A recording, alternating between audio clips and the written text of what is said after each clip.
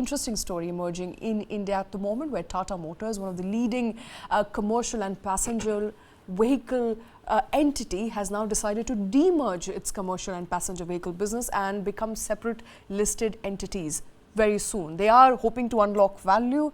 What is the rationale behind the demerger? I think very simply put, Shweta, it makes sense for any business which has diverse operations and diverse product portfolios under one arm to at some point look at demerger.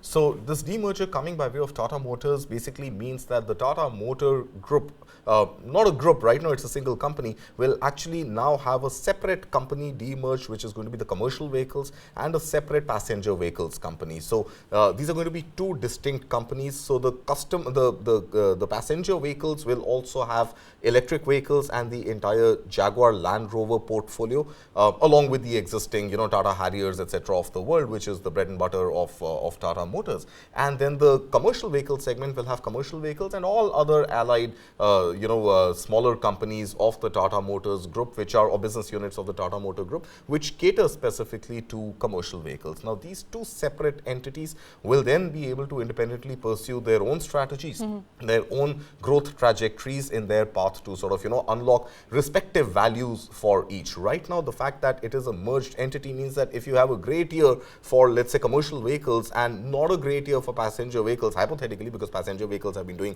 exceedingly well, in fact, both commercial and passenger, but in case there is a decoupling at any point, then one would tend to rub off on the other.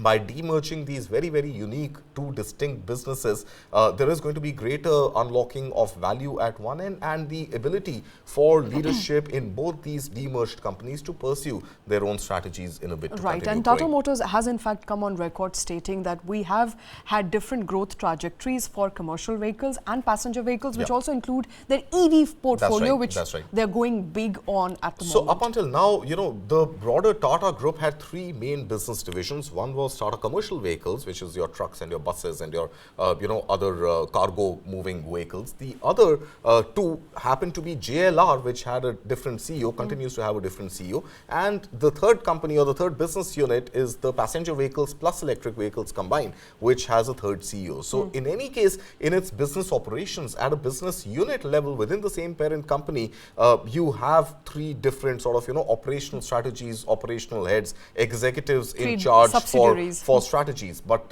now you're looking at demerging at a company level in a 1:1 share split, which means every existing shareholder of Tata Motors up until the demerger is actually going to have an equal number of Tata Commercial Vehicles and Tata Passenger Vehicles shares. The management is expecting this whole demerger to take place in about 15 months or so from now. But I think the strategy is very clear that pursue two separate businesses with two distinct company corporate identities. All right, and the demerger obviously expected to go through after, various approvals that is awaited at the moment, but Tata Group there and Tata Motors definitely planning to go separate ways as far as its commercial and its passenger vehicle business is concerned.